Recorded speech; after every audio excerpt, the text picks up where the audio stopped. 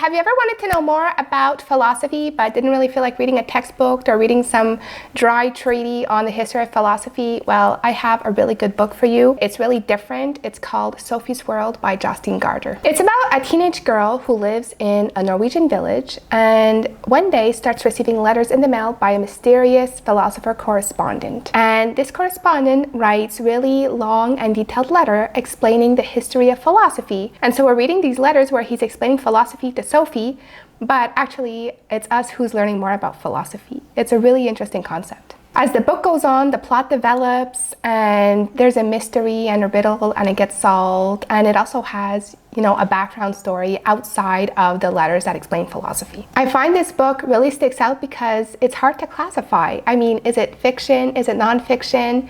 Is it a thriller? Is it a teenage novel? Is it a beginner's introduction to philosophy?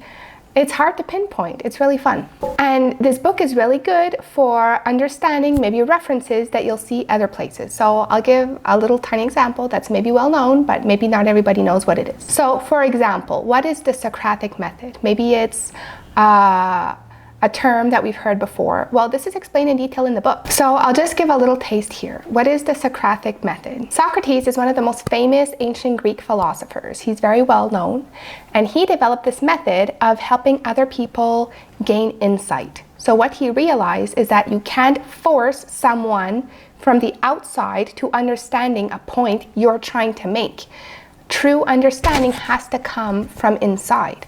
And so he developed this method where he was in conversation with a person, and the only thing that he would do would be, instead of telling the person something, he would ask them questions.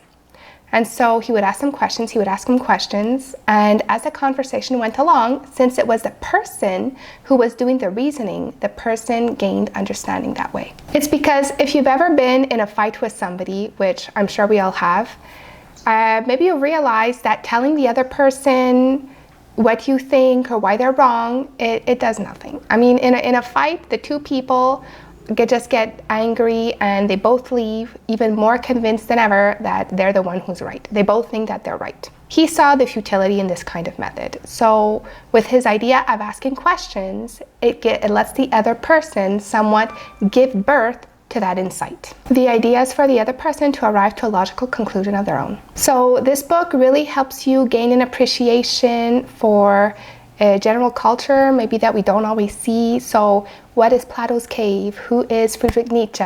These are all terms that maybe we've heard of before, but not everybody is perhaps so familiar with them. So this book really provides that understanding. And plus, I mean, it's a novel. It's really good. It's interesting. It has a plot.